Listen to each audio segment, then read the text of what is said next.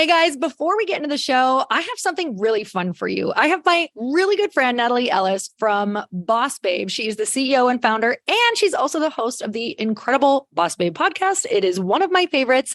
And she is on here to tell you the things that she recommends when you feel overwhelmed. Natalie, what should we do? Okay, Laurie, I'm so excited to be here. And what I really wanted to talk about was how you can get off of the overwhelm wheel, where we get so stuck. We're like on this hamster wheel, we cannot get off because we're so burned out. We're not doing the things, we're avoiding the things, and things continue to pile up. Sometimes we just need a reset. We need to fully hit pause, wipe the slate clean, and reset. The best way to do this is look at your to-do list with the 4 Ds. Do, delegate, delay, or delete. Do, you're going to do it. Delegate, you're going to delegate it. And really be ruthless with this because you can delegate so much more than you think. Delay, you're going to put this out of your mind because now is not the right time or now is not the season that this thing should be done on. Delay it without guilt. Or finally, and the thing that I think is the most important, delete. How many things do you have on there that you really don't want to be doing? You're just doing it because you think you should. I know when you shed the shoulds, that's how you can really get into reset mode. So I'm going to encourage you to go through it with a fine-tooth comb, maybe even twice, to see what things on there you can delete. Oh my God, this is so good. I'm going to run through my to-do list with this list from now on. And I can't tell you how many things that I have written down that I'm like, why is that even on there? It's just taking up space in my brain. So Natalie, thank you so much for this. And if you guys loved these tips, she is full of them. Truly, it's one of my personal favorite podcasts. So go join, download the Boss Babe podcast for more tips from Natalie. All right, let's get in the show, guys. And as entrepreneurs, especially, we really struggle with the idea of recreation. We struggle with the idea of like pausing for fun, or just pausing when we think we should be hustling or grinding. The reality is like, I struggled with that. And when I realized, and I literally would track it, like, oh, wow, it's a really important part of my process. I had to measure it for a while. And once I did, I was like, okay, I am all about this. I get why it works. This really does work for me.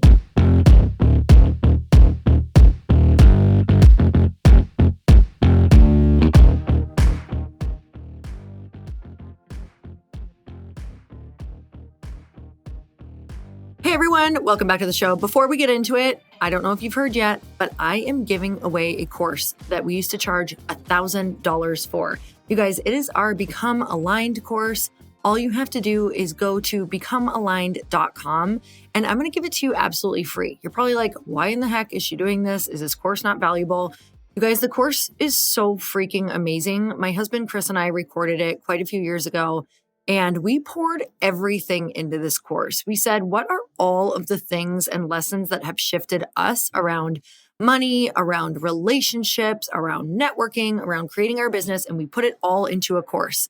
So the reason why we want to give it to you free is because I want to get you back on my weekly newsletter. You guys, I am sitting down and writing, pouring out my heart once a week. I literally just finished 2 more emails today, where I am writing all of the things that are changing my life or that I'm thinking or the things that are really helping me in business. And this is not about like fluff. I'm not generating these on ChatGPT, I promise, which is totally cool, but I'm not doing that with these. I want to sit down and truly connect with you and talk about the things that are moving me forward. I want to share them with you. So I want to gift you our aligned course if you join that newsletter. So that's what it's going to be. You're going to sign up for the course and immediately get put into the newsletter where I can finally talk to you consistently outside of the podcast on a weekly basis. And it's also going to be places where you can know what's coming up, what's coming out, get discounts on anything that I'm doing, get early bird access to any hosts or any events that we're hosting. So you guys go to becomealigned.com. And I am going to send you the free Aligned course. You can see how to sign up there. It's super easy. It takes 1 second. That's becomealigned.com. So let's get into the show. You guys, Tina Wells is my incredible guest today. She's a business strategist. So, I love talking strategy with people because I am more of a visionary. So whenever I can ground all of those ideas, I get to ask all of the questions that I want. She's an advisor and author and the founder of RLVNT Media, which is a multimedia content venture that brings culture-shifting storytelling and beloved products to the market through innovative partnerships. For over 2 decades, she led Buzz Marketing Group, which is an agency she founded at age 16. What the heck, you guys? With clients like Dell, the Oprah Winfrey Network, okay, Kroger, Apple, P&G, Johnson & Johnson, and American Eagle. So I would say that she's a pretty amazing business strategist. So you guys, let's jump right into the show. Dina, I'm so excited to have you on the podcast. Thank you so much for coming on. Hi, Lori. I'm so happy to be here. So I am really excited about all of the topics that you love to talk about. Just harmony in life, work-life balance, creating brands, creating more room in your life. What kind of brought you to this place of wanting to help people build brands, but also do it in a way that wasn't going to totally burn them out? So it's funny. I wrote this book for a friend, actually. Really? Yeah, I was having a conversation with a friend on a walk during the pandemic, right? Like many of us were outside for walkers. Yep. And I was talking about how excited I was about a new book project. And that friend said to me, I wish I could do that. I wish I could get this idea out of my head and make a plan and execute it. And she was just kind of complimenting me saying, you execute things and I need to learn that. Of course, I'm an entrepreneur. We're problem solvers, right? And I went home and I just kept thinking about this. And I'm like, she is a very accomplished person. And unlike many other people I know, I don't think that this is a problem or issue unique to her. And I'm like, well, I taught 1,000 students at Wharton how to make businesses from scratch. Well, what were the things I taught them? And then I started to think about just what advice I would give a friend, and quickly mapped out what's become the outline of the book, the elevation approach, and then what became my book. But, I had been living those principles for a long time. It was just that I needed to get out of my own head and say, here's how I would tell you how to do this. Okay. So I want to know about that experience, teaching 1,000 students at Wharton. How did that come about? Were you freaking out when you first got that opportunity, or at this point, had you been kind of seasoned?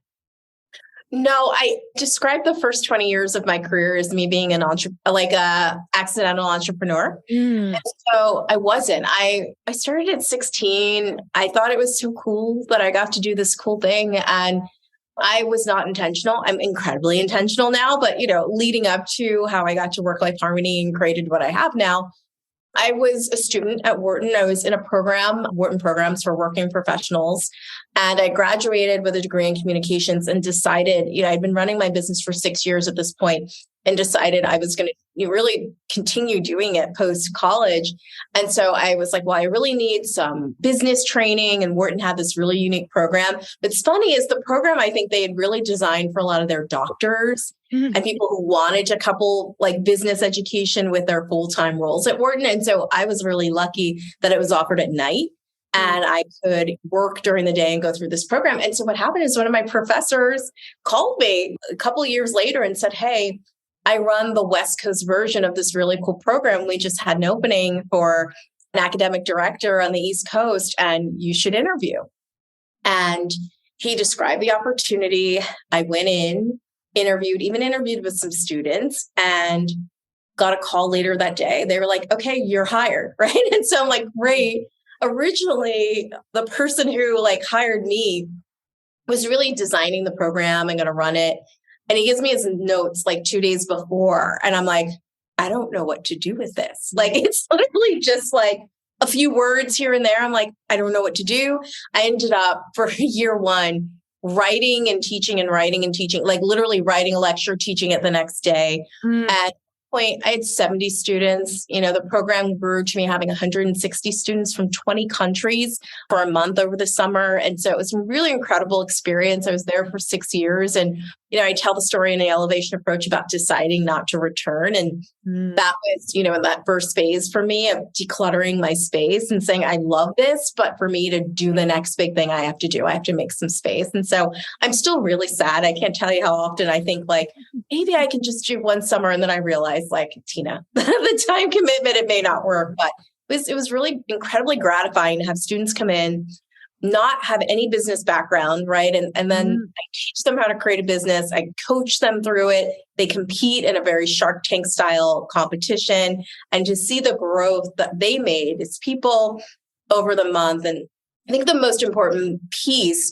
which also translates to the elevation approach, is they learned the language for building a business, right? So no matter what they decide to do for the rest of their life, they had a process to go through to understand, is this business feasible? Can I do it? Should I do it? What is it going to feel like?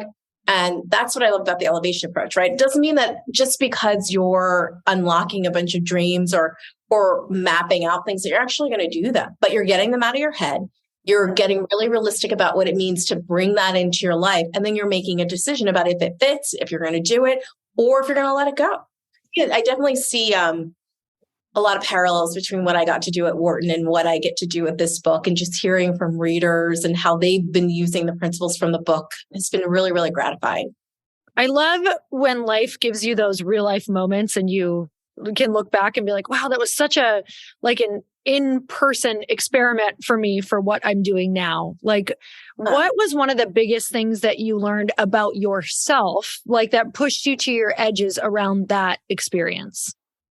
I think what I didn't realize until way later, right, was I had these students come in, they get into groups of 10. So imagine at the height of the program when I had 160 students, those were 16 unique companies. I didn't know what the companies were going to be that they were going to come up with, and I had to coach them, right? So I had to be on the spot, and they were just geniuses, younger people, their minds are so open. They have so many options and possibilities that still exist for them, right? And so all kinds of things. And I would have to quickly get up to speed on how to coach them through all kinds of companies. And I will say over 6 years, I can't think of companies that were exactly alike, right? So it's, 100 plus companies that I coached through, and all very unique. And so I think that was the hardest part, right? It was being in the fire and having to deal with real time. Recitation was one of my favorite things, where these were days where for 8 hours, I would spend 30 minutes per group and just answer their hot topic questions. And so it was challenging, but in the best way, right? It was like when you're just like in the fire, but you are loving that moment. That's what that was for me. For anybody who has a challenge like that coming up where it's like, whoa, anything can be thrown at me. I'm not really sure what's going to come out of this, meaning questions from clients, whatever that looks like. Maybe it's first time events, first time, whatever. Were there some like phrases or things you would say in your head or give yourself some grace? Like, how would you give yourself grace around not having to know it all? Well, I think the first thing was, I'm very type A. I know that's so surprising to everyone listening right now. I like to have a plan. I like to execute a plan. And while this is Wharton, right, there are many things that are quite planned out. You have to be able to respond on the spot. And so the first thing I always thought of was like giving myself grace, but then also being very honest that this is going to be a very challenging 4 weeks. Every single part of who you are is going to be tested. You need to show up, right? And these are my students. They're paying to be here. For some of them, it's their first experience away from their families, right? I need to show up for them. And I think allowing myself to understand it is going to be hard, right? Not lying to myself, not saying you'll get through it, it's fine, but acknowledging this is going to test every part of you. You have to be on, right? I'm an introvert, so I'm good at being on for a little bit of time, then going to recharge. So imagine for 30 days, weekends were when I could recharge, but I just kept being honest with myself, saying, okay, you got to get through Friday. You got to get through this day. Some days I might have one day off in the middle of the week. You got to take that day, but constantly coaching and being realistic. That also parallels with the elevation approach. It parallels with just because you're bringing a big idea to life and you love the idea doesn't mean it's not going to be hard or challenging. And you're not also going to have to coach yourself to say, I'm in a season that's incredibly challenging. I know why I'm doing this. I'm still a yes for why I'm doing this, but I also have to deal with the fact that it's really challenging. From the early kind of stages of your life, maybe between ages 8 to 16, like what can you see that has really shaped you and what you teach now? Like what were a couple pivotal moments for you that really you can see them in how you're teaching everybody now? Yeah, so I'm the oldest of 6, and we all grew up in urban New Jersey. And I would say a lot of what I was able to teach, I learned from my parents. Like my parents really allowed us to dream. And then my dad always said to us all the time, like, always remember, if you fail to plan, you plan to fail. And so my dad was really big on like, whatever the dream is, create a plan for how you're going to get there. And my mom was really big on accountability and just like, if you're showing up, if you're committing to a sport, whatever you're committing to, you're going to show up, you're going to do your best. Always let's like maximum effort all the time. And I think with my students, it's the same, like, let's just have a plan, right? We understand. And I would say often it's like having a map. You might choose to change the direction of your trip, but it's that much easier to change direction because you have a map and you can still see where you're going. I think I got that planning piece from my parents. And I think, elevation approach, again, it's a plan. It means, plans change, but sometimes just getting it down and saying, here's what I'd like to do makes it so much easier. Okay, I love this. I can look back to parts of my life where I've had high anxiety, and it's always because I just didn't have a plan around what I want to do. I think there's people listening who they understand the plan concept, but then we have this group, which I don't resonate with being a perfectionist, but I know that many, many, many people do. So can we speak to that for those who are like, it's really hard for me to have flexibility within a plan? Like, obviously we need to have the plan, but how much flexibility should we be open to when planning? And what does that look like to go back and assess when plan needs to change? So I have committed to living with work-life harmony, which means I had to let a lot of that type A stuff go and open myself up to a lot of flexibility, right? Because it was really affecting that idea of harmony for me, right? And there are things now, I mean, it's funny today, I'm traveling. I told you I'm in South America right now. I had a need. I had to get into one of my partners right away. I have a brilliant team. And they're like, all right, we're going to send 3 documents. I'm like, here, I wrote these 3 things. You'll find what you need there to make the new one. I got the new one. Would it have been how I designed it? No. And guess what? This person needed it today, so it had to go. And I'm fine. And it's like, do I want to be anxious and create all of this drama and then no, it's fine. You know what I mean? It's a document someone's going to look at for like 2 minutes and be done with it. So I need to also just apply the same thing. I'll also say, as you start to do bigger things, and I think as you start to really align with your purpose and the kind of work-life harmony you're seeking, I think things become so big and you kind of bring in and allow in bigger things that it's too hard to control, right? Like there are things happening in my life right now that are so large. The idea that I could control all of them, it's like so laughable, So I've had to just embrace like, we got to get it done. It's not going to be perfect. Let's get it out there. And then we have time to revisit and revise. Oh my God. Yes. Like when I'm like, okay, there's no mental bandwidth left. And I free it up by caring less about something that doesn't actually require all of that care. It's like, oh, this doesn't actually matter in the grand scheme. Your logo doesn't matter. Your website doesn't really, like all of these things that you kind of let go of. And you can always come back and revisit. You can revisit. That's true. You know what I mean? Listen, I'm a marketer, so I'm like, it does matter, but you also have a lot of time to, like you said, how many people rebrand? I think what's most important in any situation is the feasibility of what you're doing.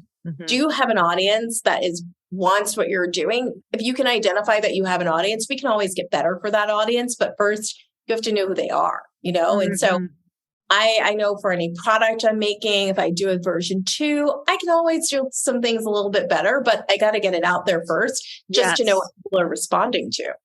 Yes. Okay. That is a huge topic. Before we move on, because I want to know exactly what is all in the elevation process.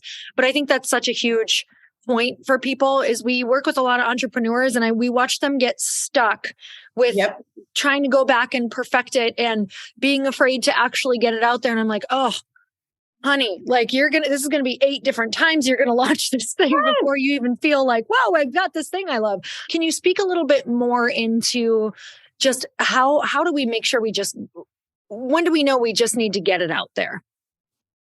Yeah, I mean, you don't want to hold on too long. I think the tech world got it right with this whole idea of like your minimum viable product, your MVP. I used to always say my MVP was my maximum viable product.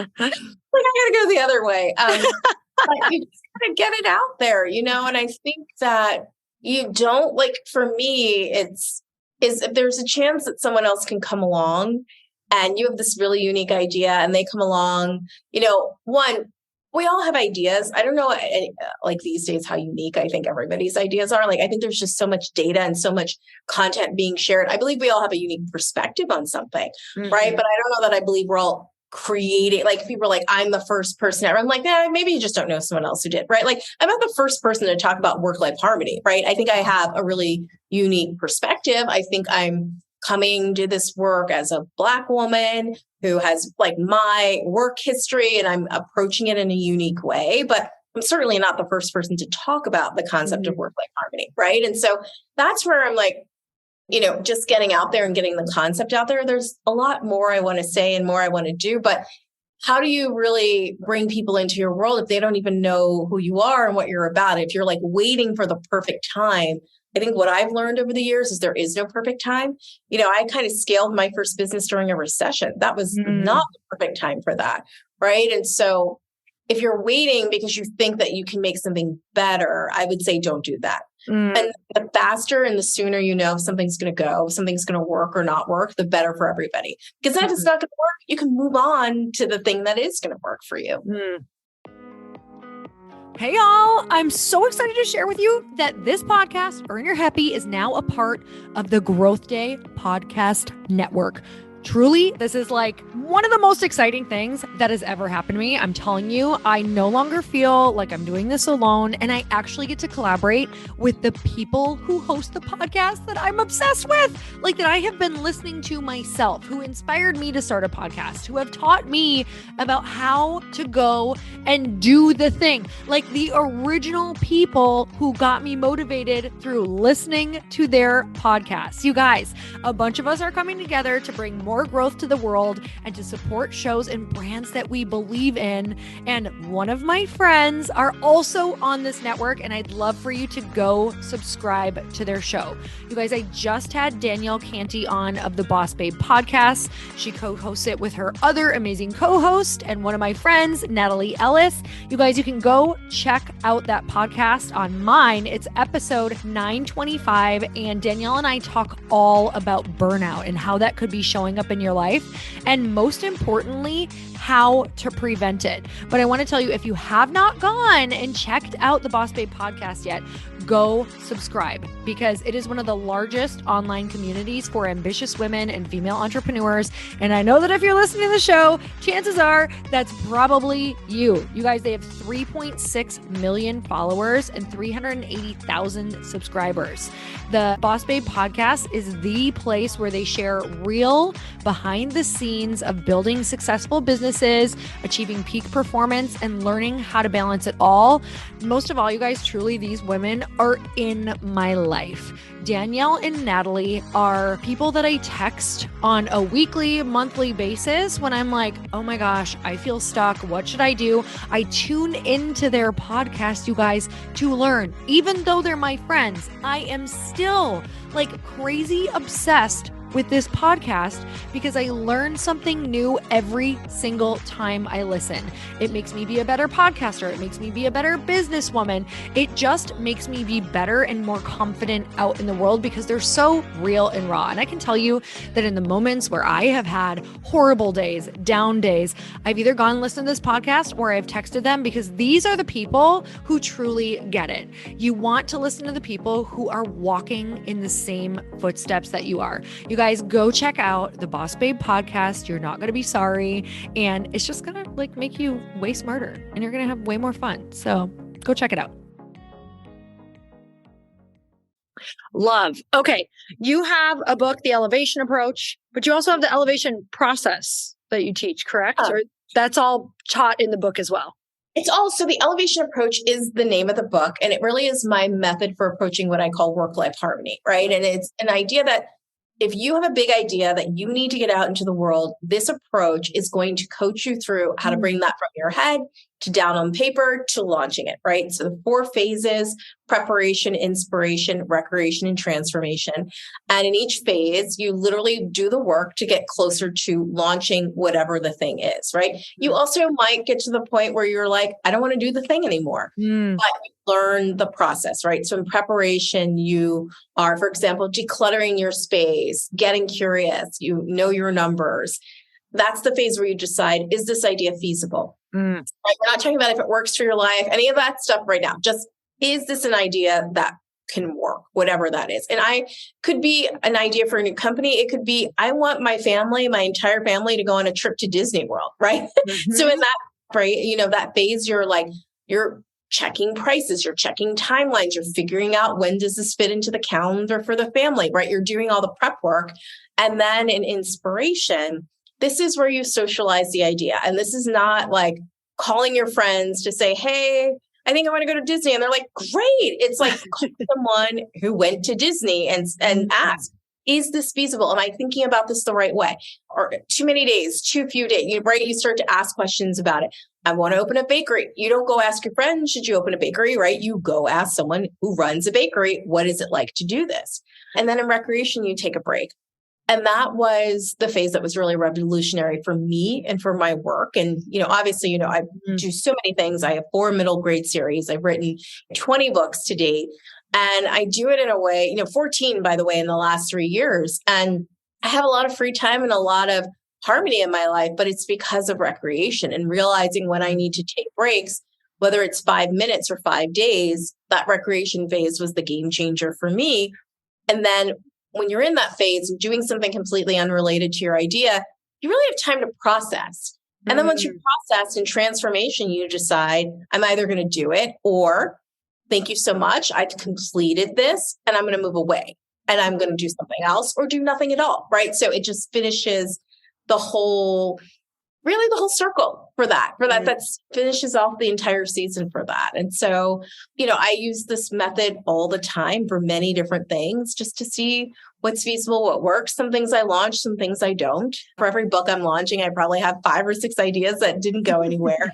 And it's become just a really easy thing, but it is very customizable and it's all about what works for you. Is there a particular spot that you see a lot of people always get stuck, or is it all different for different people? I think it's different for different people, but I would say universally people, and as entrepreneurs especially, we really struggle with the idea of recreation. We struggle with the idea of like pausing for fun, or just pausing when we think we should be hustling or grinding, right? And the reality is like I struggled with that. And when I realized, and I literally would track it like, oh, this 15 minutes, this hour break made me that much more efficient after, oh, wow, it's a really important part of my process. I had to measure it for a while. And once I did, I was like, okay, I am all about this. I get why it works. This really does work for me. It's so easy to get stuck in a cycle. I'm sitting here going, okay, I want to plan in things again that are more creative because I'm such a creative person. And then all of a sudden you stop it because you're like, well, I'm happy and I'm working and I'm enjoying it. And then but it's like all at once that you notice it. So you're feeling good, you're content, you're not doing those things because you're working so much. And then all of a sudden I'm just not happy because I'm not doing the creative things, How do you kind of structure your life to make space for that? Like, it sounds like you have a lot of free time. So how do you plan for that? It's funny. I plan free time. I would say I'm working just as much, but not overworking, right? Okay. Again, it's about harmony. And I live my life with the elevation approach. I live my day, my week, my month, my year, my seasons, like all with the elevation approach. Obviously, I have the elevation approach planner at Target, takes you through that. And so just to give you an example, like my morning is preparation, my afternoon is inspiration, my early evening is recreation, and my evening is transformation, right? So I'm bringing that together every day. And then the seasons of the elevation approach, like preparation is basically winter, inspiration is spring, recreation is summer, transformation is fall. And so I'm kind of living this all the time. And, it doesn't necessarily mean that everyone is starting in preparation. You might have an idea where you're like, I'm there, I have the info, I talk to people, I don't know what's going on. Maybe you just need to walk away from it for a minute, come back, let it be fresh, and then you can launch it. But I've figured out a way that I can live with this. And, obviously, if you're launching a new book or launching a new brand, you go into power mode. And that was really March for me. Right now, I'm more in maintenance mode, looks a little bit different. I have another launch coming in October. I'm going to have to get back in gear in August, right? So I have a little bit of time to have some recreation. And then I have a transformation season coming where I got to bring it all together again, right? But I realize now I'm doing the real work right now over these next 2 months to make sure I am showing up ready. And this one that's coming in the fall is even bigger than what I've been through this spring. And so, in fall is when we're all in general trying to bring things together in the fall, right? Kids are going back to school. Like we're all just in a place to hustle more come September, October. And so I am being really mindful of my energy to say, what do I need to do right now so I can grind all the way through the end of the year and enjoy it and be present and so happy to be working really hard. And so I think a lot of my recreation, to your point, is a little pre-planned to make sure I have the energy to sustain from what it's going to take, right? Because the idea that we're going to do things and they're not going to be hard is not really honest, right? It's like, well, you just manifested. It's like, we can manifest all we want, but like, for example, if you're working on a doctoral degree, it's hard, right? You're manifesting, it's hard, right? But you can plan little breaks, time with family, dinner with friends, like little things that will sustain you. I think that's the really important part for many of us. And I think we burn out or we just don't get to the end because we just don't know how to sustain through the process. Okay, so I want to know what your favorite recreation is right now. How has that changed? Like, because I know some people listening are like, I don't even know what I would like to do for fun. It's funny. A couple of years ago, this was completely by accident. I talk in the book about when my father got sick, and I had a huge girls trip planned to Australia and New Zealand, and my father had gotten sick, and I literally couldn't do any of the planning. And so later that year, we were taking the trip over Thanksgiving. They were planning it over the summer. And I show up and I'm like, what in the world? Are we going? We're just going to vineyards. I was like, I don't really drink wine. What is this? I don't want to do this, And I was just part of the planning. And then I started going, I was like, oh, well, going to vineyards is kind of like interesting because I'm learning about food too and pairings and everything. And so it just became something I loved to do for fun, and I just went to Napa for my birthday with a girlfriend. Here I'm in Brazil and I just found random places. We went wine tasting here. And so I'm like, I'm curious, right? But that's also part of the principle around being curious that keeps my mind open, right? So I think things that you're like, I don't know a lot about it, try it, right? It might just unlock it unlocks creativity for me to say like, oh, this is like vineyards look different, right? Like I didn't realize when I would go to some of the different wineries and vineyards, I'm like, the architecture is incredible. Like it's a creative zone, how people pair food and all of that. I'm like, this is a really creative exercise that I really thought like, I don't want to be a part of this, or I don't really know anything about it, or I don't really like this wine. I remember last summer, a few girlfriends and we went on a cruise. I literally called it a booze cruise. It was like a river cruise in France. And it was literally us and lovely people, mostly in their 60s and 70s, right? But just a trip, like who would do that in your 30s and 40s? Like, we're just going to do this, but we did it, right? And it's incredible. It was incredible to just learn. I mean, I went to tiny towns I never, ever would have gone to on my own. I mean, places where you could have like Michelin star lunches for $40. Like it was incredible, but the learning, I'm like, oh, I don't like Pinot Noir. My friend's like, how do you just say you don't? I was like, I just have never had one I liked. And of course, we're in Burgundy and I encountered many that I did, but I think it was just doing something that was a little uncomfortable. And I talk a lot about getting out of your comfort zone. But again, it was just the learning and then meeting people who were so passionate about wine, passionate about their family businesses, right? I think as an entrepreneur, I think sometimes with wine, we think about these like big enterprise companies. We don't think about like these families where this is their business for generations. And, for me, it was just a really big step in getting curious and really opening me up to new ideas. And so that's one thing I love. I'm trying to think of anything else I'm really into right now. I love cooking. And I love traveling. Traveling's huge for me. I don't care where I'm going. I don't care if it's a road trip. I don't care if it's the town next door. I just like to get out of my safe zone and just see how other people live. And so, yeah, traveling, I would say, is the thing I do the most to come up with a big new idea.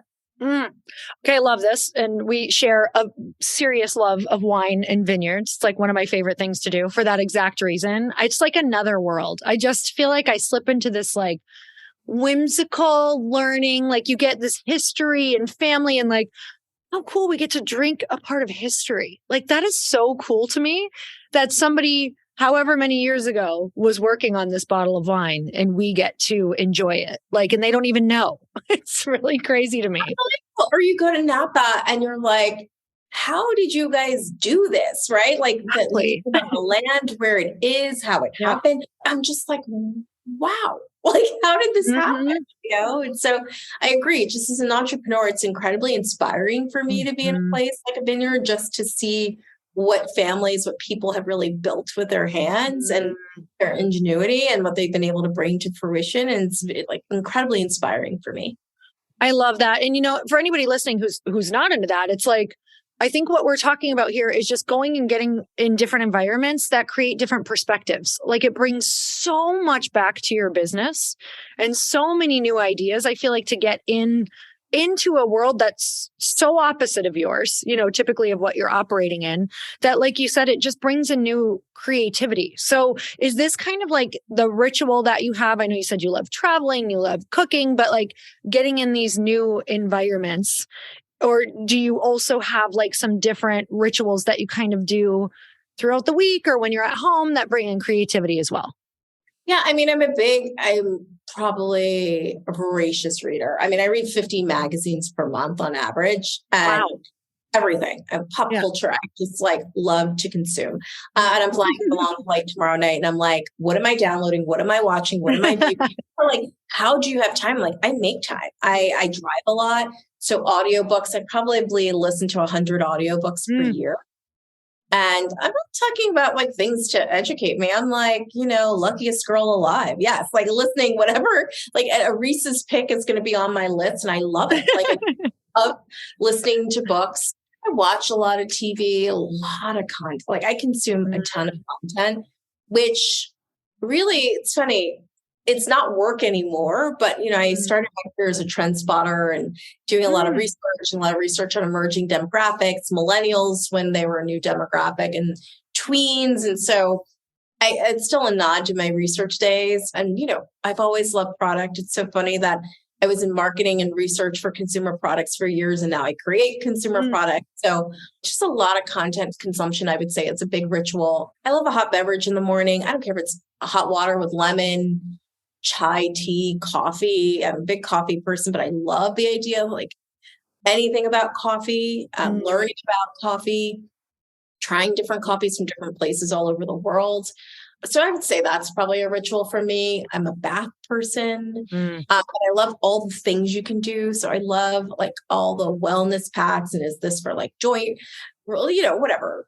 I study all that stuff. So if I'm home, I think that's a big ritual for me. Like when I get off the road, reintegrate into my home, what that feels like.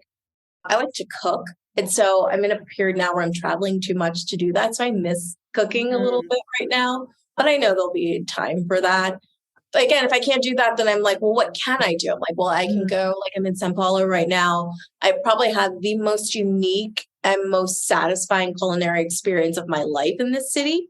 Wow. And so many, because, São Paulo is a mixture of so many cultures. You have a strong Italian influence. You have one of the largest, I think, Chinese communities. Like there's just so many flavors of food and it's all really good. I love Brazilian food. So just being able to try different restaurants and try new flavors. And again, watch chefs innovate and come up with really cool new ways to make things has been interesting. So I think to your listeners, it's like, well, what if a ritual you're used to is just not available to you in a specific season? Or what if you're a runner or you play tennis and you hurt yourself and you're like, I can't do the thing I love to do.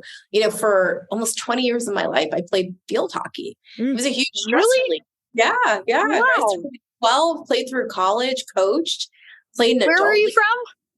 Southern New Jersey. Okay. Such a girl thing to play field hockey for sure. Okay. That's what I was wondering. I'm like, okay, where would that be? Okay. Yep. And then went to college in Maryland. So those two states, it was a big part of the culture, but I had gotten so used to that as like a stress relief and thing I did. I could get on my zone, be on the field, enjoy it. But when it's funny, my first year at Wharton, I sprained my ankle in an adult field hockey league and I gave it up then. I was like, I can't be injured. Like I need to function. And I was sad. And I'm like, I will be honest and say, there are other things I like, yoga, Pilates, but nothing is the same. Will never give me the same feeling as like that thwack, right? Like that I love this for you. Like I feel like I need to see you play field hockey. Oh my God.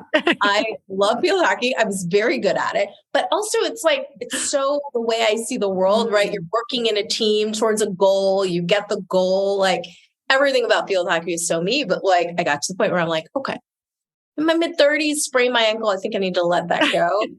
I definitely have moments where I'm like, if I could just go back to a Sunday club game, I'm like, no, I cannot do that. And a lot in field hockey. I was very bruised up, but I always said I played the sport where you could wear a skirt, so I thought it was very cute. But it's stress relief, right? So I had to find new ways and new experiences. And I have a friend recently say, her husband is a professional tennis player and coach. And she's like, should let him give you a lesson. And I'm like, you know what? I think I'm going to take you up on that. I think maybe I'm like a lot of things with field hockey, which is like primarily a left-handed sport. And you kind of guide with your right hand. I'm like, okay, maybe tennis could be really interesting. So we'll see. I haven't started yet, but it's on my list of like new things I need to try.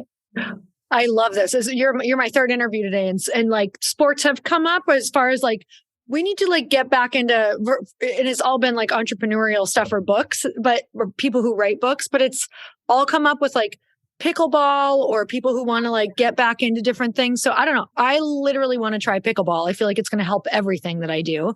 And it's practical. Like I can just go do it in the morning instead of like a workout. Yep. And I feel like I can like fit it in and still have fun and I have a very like competitive sports side to me. So I feel like I can still do that, Yes. Maybe I'll do the same. Maybe I'll take up pickleball too. I feel like pickleball is everywhere right now.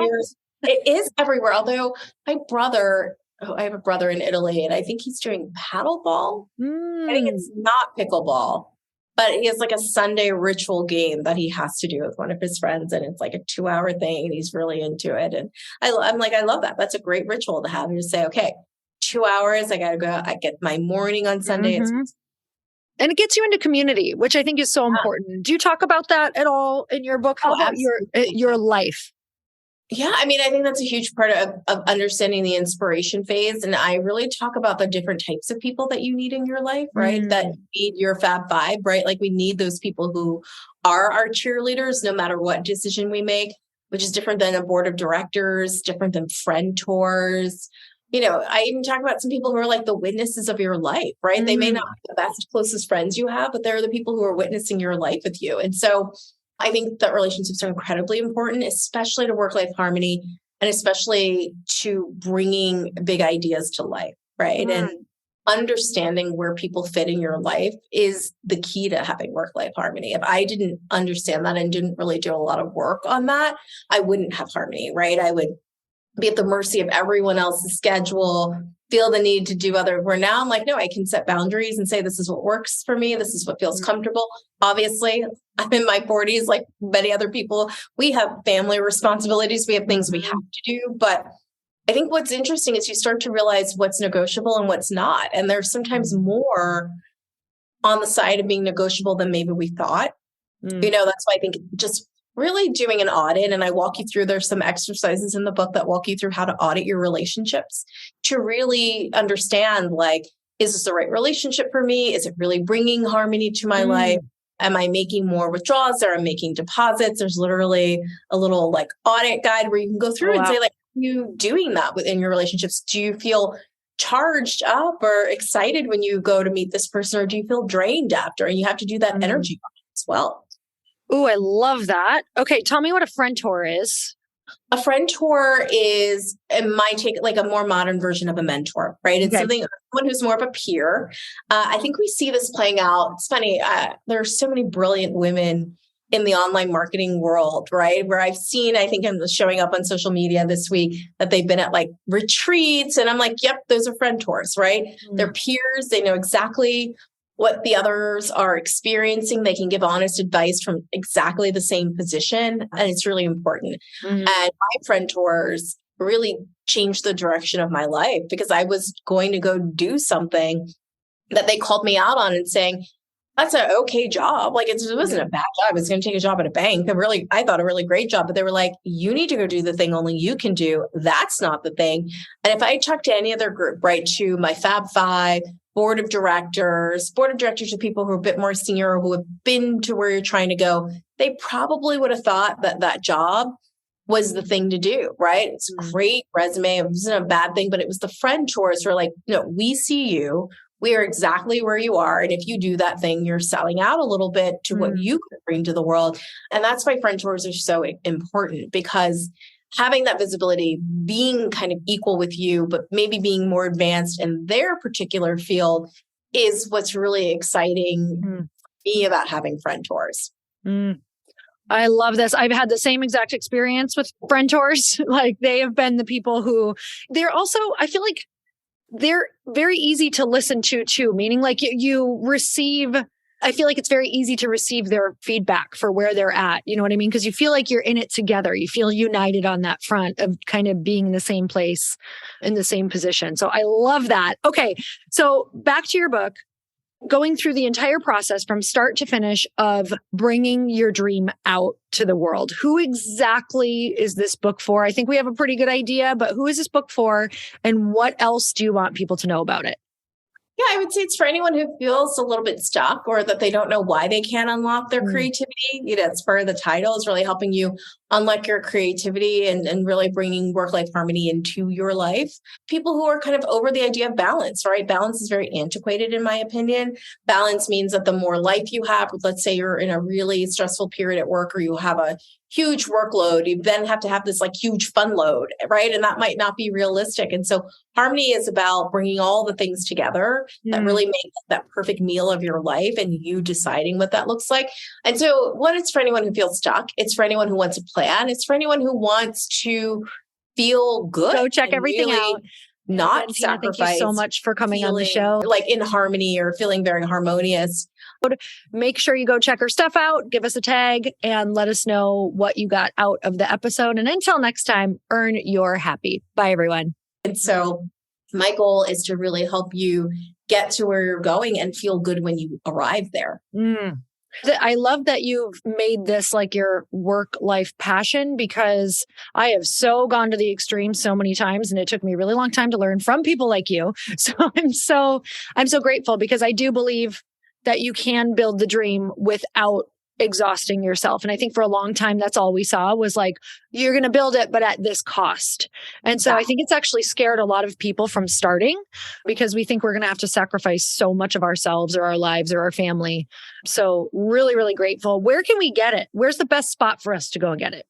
So the book is available wherever books are sold. Target does have a very special edition that includes a letter from me, some journal pages, and obviously Target has all of the products in the Elevation by Tina Wells collection that is designed to create work-life harmony in your own environment. So wherever you choose to do your work, for me, a lot of days it's my kitchen island, or if it's your office or wherever, like these products are really designed to help you experience work-life harmony throughout your day.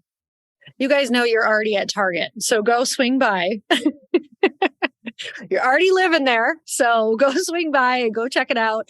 Go pick it up. We're so grateful for you. Thank you so much for coming on the show.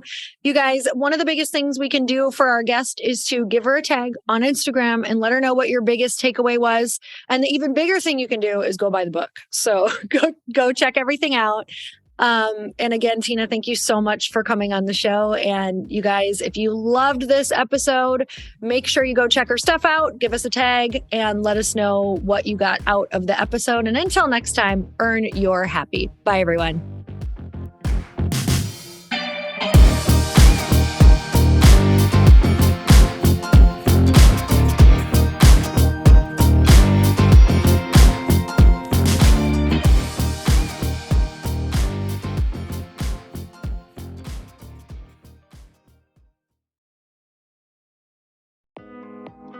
Hey, thanks for listening to the podcast. And I want to make sure that you have my phone number, and I'm not kidding.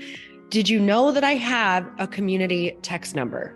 For real. My phone number is 310-496-8363. This goes directly to my phone.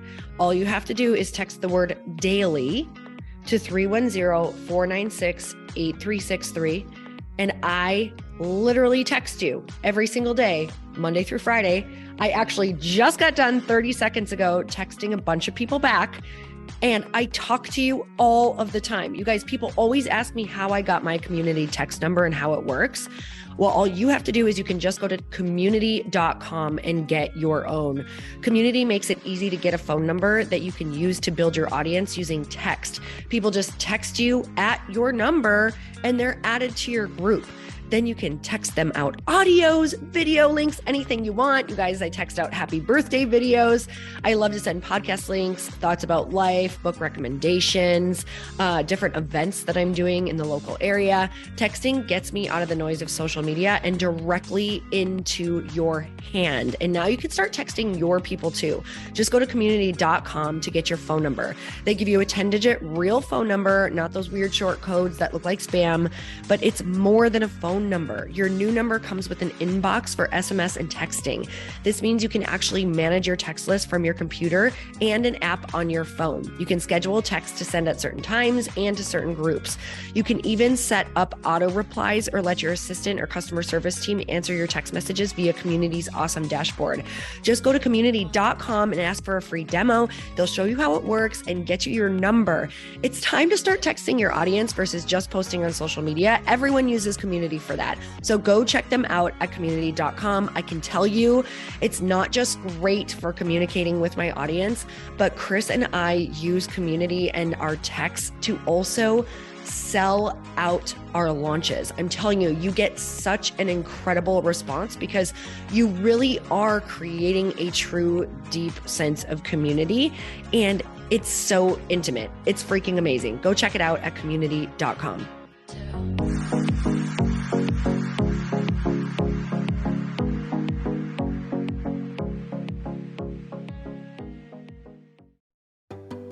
Hey, do you know what the big secret is this year? And it shouldn't be a secret because this should be your biggest focus. It is building your community. I am always working on building and nurturing my community, and everyone is talking about the power of community. Without an online community, you just cannot grow organically or create a real movement, which is what I know that we're all after. And you can build trust or monetize your audience. When you get community right, not only does your audience grow faster, but so do your sales. But where's everybody going to be managing their communities these days? And a lot of online entrepreneurs and thought leaders are turning to Circle.so. Circle is an all-in-one community platform. It lets you host content and create discussions, live streams, group chats, and memberships all under your own brand. And what's so cool about Circle.so is that you don't even need a website or Facebook group. Instead, Circle lets you build your own community site where you can host content and manage your members. You can even create locked and unlocked content spaces, groups, and classes. How freaking cool is that? You can put your content behind a paywall too, and you can charge different amounts of money for different spaces on your community site. Circle.so is famously easy to use, and it has a free 14-day trial for you, so you can go check it out, see if you like it, see if you love all the options. Just go to circle.so. Go check it out right now, you guys. Imagine being able to manage your community, start group chats and live classes, and accept payments all in one place. Kind of mind-blowing, since this is usually spread all over the place. You have to log into so many different things.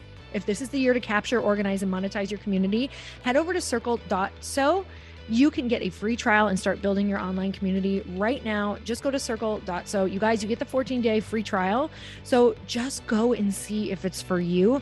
It's going to streamline everything and make your life so much easier. It's so freaking cool.